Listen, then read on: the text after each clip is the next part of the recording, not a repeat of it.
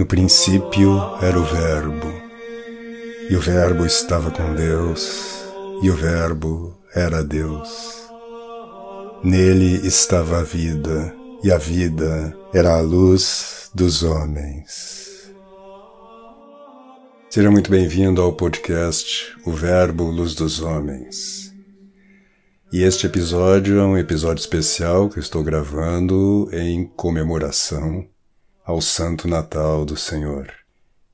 E eu escolhi para este episódio o sermão número 23 de São Leão Magno, justamente sobre o Natal.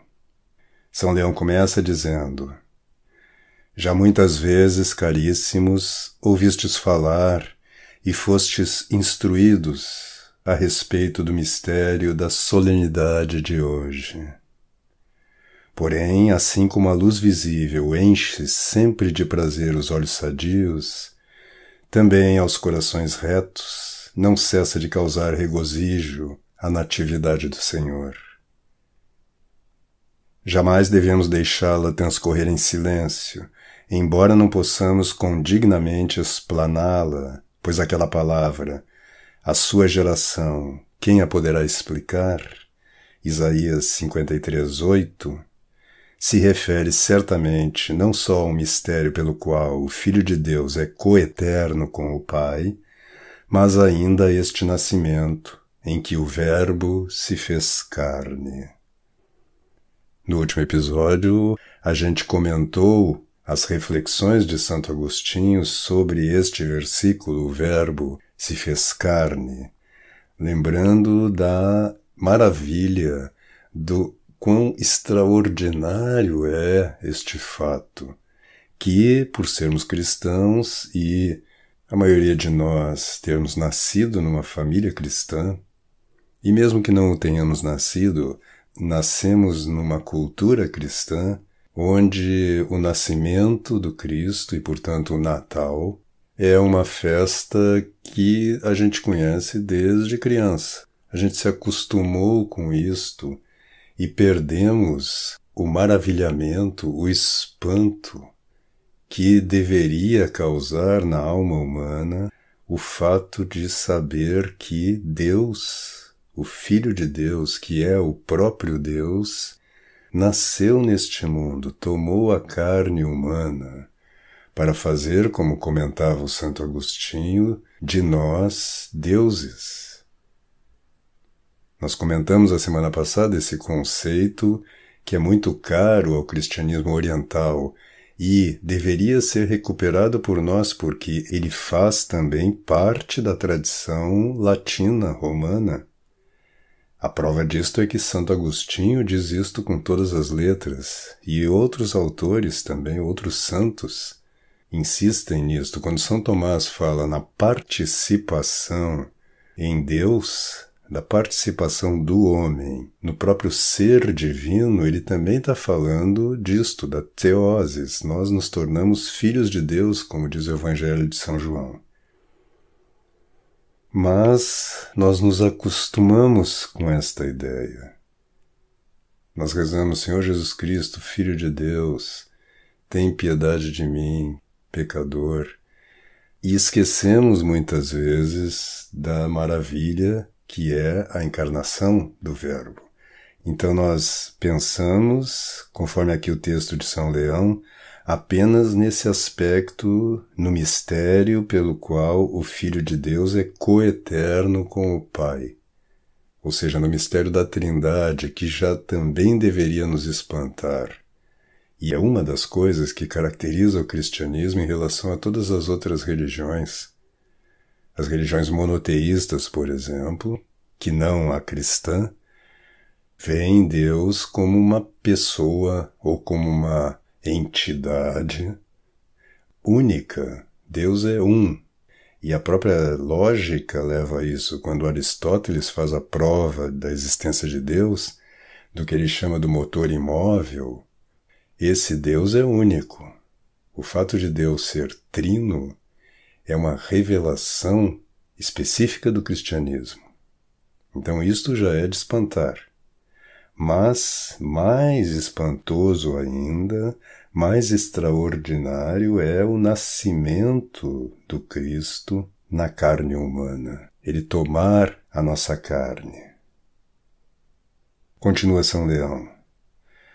O Filho de Deus, que é Deus como seu Pai, que recebe do Pai sua mesma natureza, Criador e Senhor de tudo, que está presente em toda parte e transcende o universo inteiro, na sequência dos tempos que de sua providência dependem, escolheu para si este dia, a fim de, em prol da salvação do mundo, nele nascer da bem-aventurada Virgem Maria, conservando intacto o pudor de sua mãe.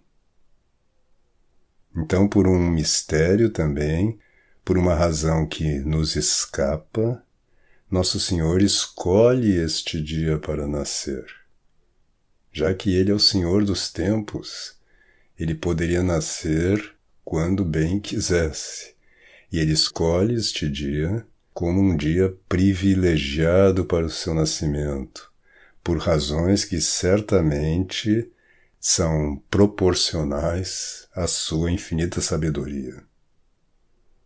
E vejam que aqui São Leão diz: a virgindade de Maria não foi violada no parto, ou seja, como se diz na tradição, ela é virgem antes, durante e depois do parto. E, continua ele, não foi violada como não fora maculada na conceição.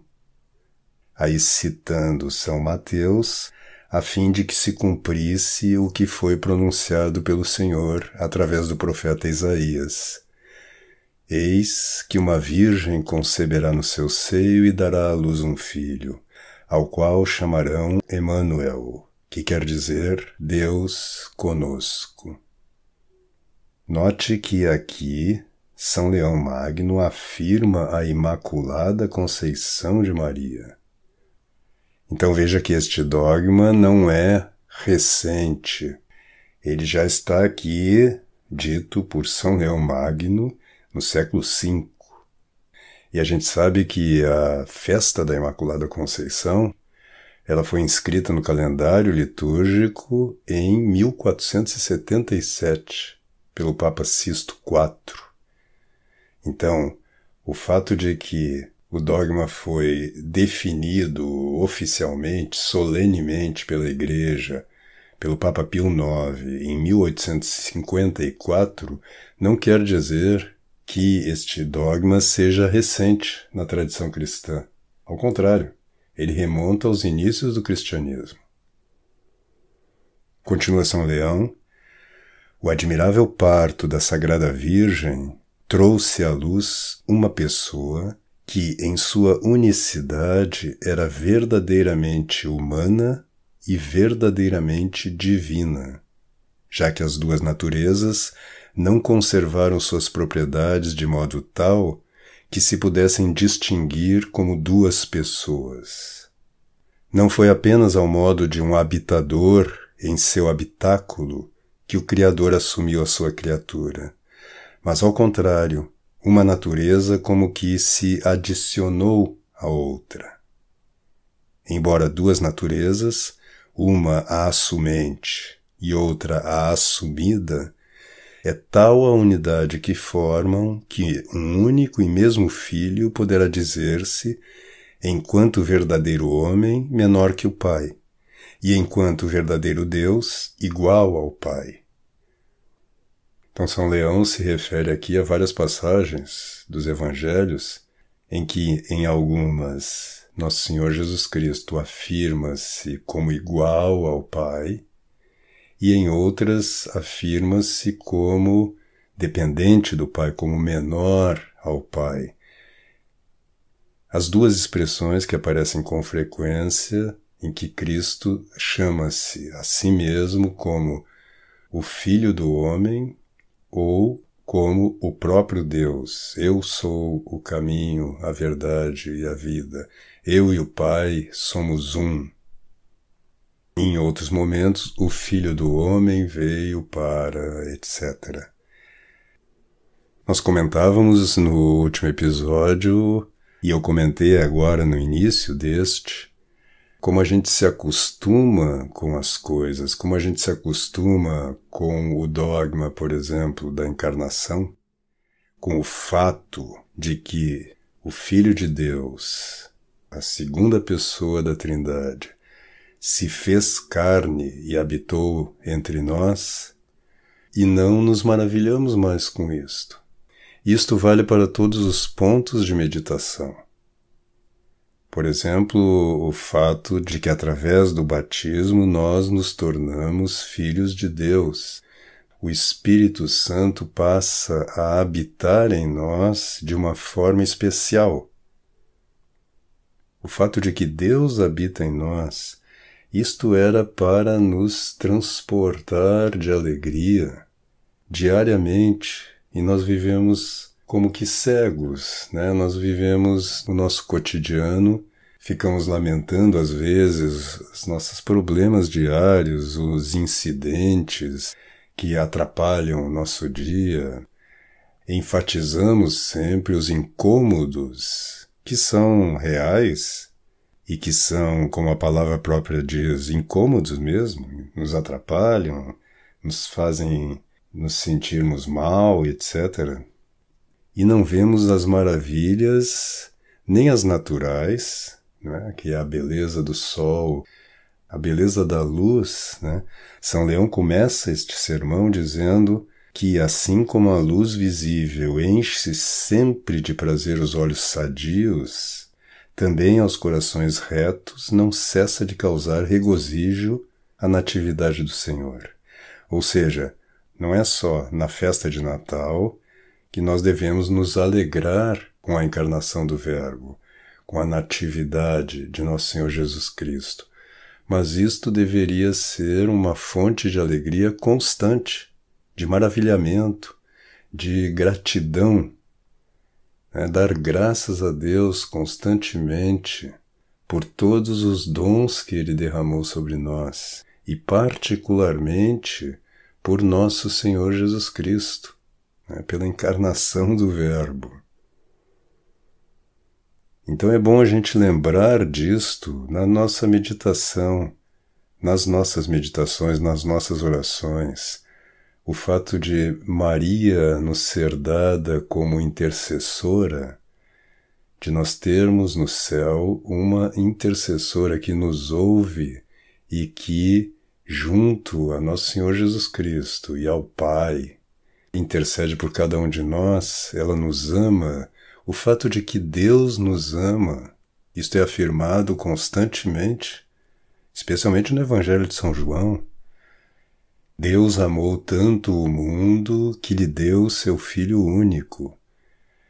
Então, eu não sei como é que é com você, mas eu tenho dificuldade mesmo em viver este amor de Deus por mim. E muitas vezes sequer em conceber isto. Nós somos falhos, pecadores, injustos muitas vezes, né? Nós mesmos não conseguimos nos amar direito. E Deus nos ama, dizem alguns santos, que Deus nos ama como se nós fôssemos, cada um de nós, o único ser humano sobre a face da terra. É um amor de mãe, como diz a Escritura. Isto também era para nos maravilhar. Então o fato é que nós devemos buscar a oração com mais frequência, lembrar dessas realidades fundamentais e, num ato de fé constantemente renovado, deixar que essa luz de Deus, que a luz do Espírito Santo, ilumine essas verdades de fé, de tal maneira que a nossa vida vá se tornando cada vez mais uma vida de agradecimento, de dedicação a Deus e de assunção mesmo desta realidade que no episódio passado a gente falava, segundo lá Santo Agostinho, de que Deus se humilha, se faz homem para que os homens participem da própria vida de Deus. Ele era a vida dos homens, diz o Evangelho de São João. Na natureza de servo, portanto, continua São Leão, que ele, na plenitude dos tempos, assumiu, em vista da nossa redenção, ele é menor do que o Pai. Mas na natureza de Deus, na qual existia desde antes dos tempos, é igual ao Pai.